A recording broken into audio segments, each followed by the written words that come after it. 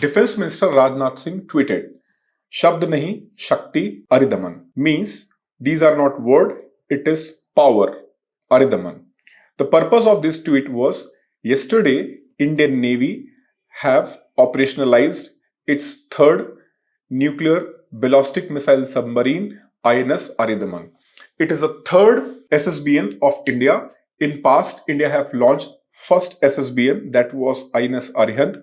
Second, it was INS Arighat, and now the third is INS Aridhaman. Though the fourth one is also under sea trial, and once the sea trial is going to complete, it is also going to join Indian Navy, maybe at this year end or by the next year it is going to join. SSBNs are called as life insurance of a country. But before going to that, we also have to understand what is SSBN. Though the nuclear submarines are categorized into three categories: SSBN, SSGN and SSN. We will discuss in this video, but let's first understand the qualities and the specialty of this INS Aridhaman. INS Aridhaman is 7,000 ton class nuclear submarine, and it can launch multiple type of the missiles. In fact, it is having 8 vertical launch tube which can carry multiple K4 and K15 missile. K15 missile, the Kalam 15 missile, K15 Sagarika, which is having the range of 750 km to 1500 km, whereas the bigger K4 missile with the MIRV capability, they are having the range of 3500 km. So in this way, the submarine can go for long patrol in the sea, in the deep ocean.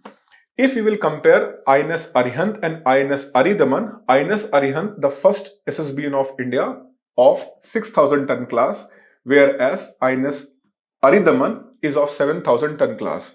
And India is also developing a larger SSBN that is of 13,000 ton class, which is under development, and they are codenamed as a S5 category. S2 was Arihant, S3 was INS Arighat, and S4 is INS Aridhaman, and the fourth one, which I have mentioned under sea trial, that is as of right now not being properly named, but as of right now it is being called as S4 star. And after that, India will construct the more bigger submarine S5 class, that is going to be 13,000 class vehicle. Now let's understand what is SSBN, what is SSGN, what is SSN. Well, let's first discuss about SSN. SS stands for Submersible Ship Nuclear. A submarine which is propelled by a nuclear propellant, and because of the nuclear propellant is used, technically it can be submerged for the long time, depend on how much humans are having the endurance. Means if they are having the supply of 120 days or 150 days, they can be remain submerged for a long time. These SSNs are basically called as a hunter-killer submarines because their main job is to detect and kill all other submarines and surface vessels. So they are being designed for that purpose. Small in the size, more agile in the nature, fast moving. India as of right now do not have any SSN, but Government of India have already approved the project for SSN, and one submarine is going to join the Indian Navy, which is going to be taken from Russia on the lease in upcoming year. So this is the main role of SSN, which is a hunter-killer, killing and hunting the other submarines. The second one is SSGN, Submersible Ship Guided Missile Nuclear, SSGN. These are little bit longer in the size in comparison to SSN, and their main job is to launch missile during the wartime in order to hit precise location. For example, if India is going to launch the BrahMos from submarine, India have to have a separate category of the submarine, that is SSGN. So their main job is to launch missile. But this is also job of SSBN to launch the missile.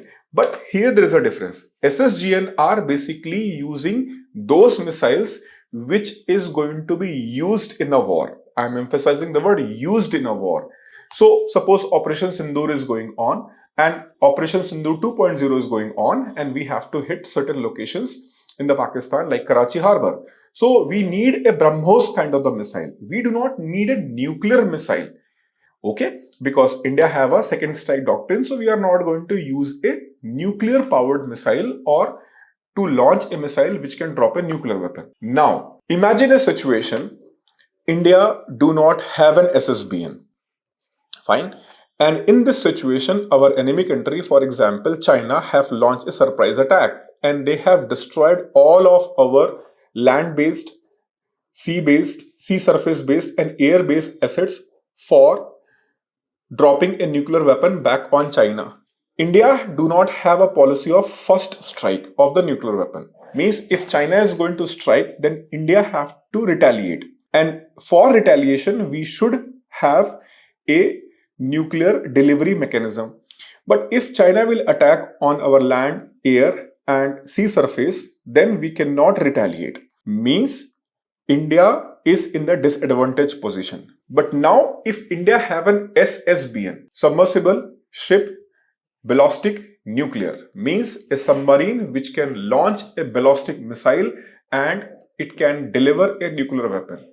This submarine is patrolling in the sea. In case of any eventuality created by China and they are going to attack on India with the nuclear weapon in the surprise manner, our SSBN can retaliate from the sea because this SSBN is capable of launching those missiles which can carry the nuclear weapon. And if China or Pakistan or any third country know that it is with the India have this SSBN, and if we will attack on India, then they will attack on us also. We may be able to destroy, but they will also destroy us. Means mutual assured destruction. So enemy is not going to achieve any advantage by attacking on us. Means enemy will prevent their attack because India also have the same capability. This is called deterrence. Deterrence means we are having an ability to deter our enemy to attack on us. So SSBNs provide nuclear deterrence.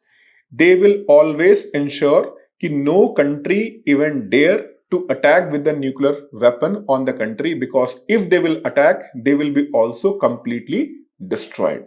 In this way, these SSBNs are called as life insurance of a country. Thank you.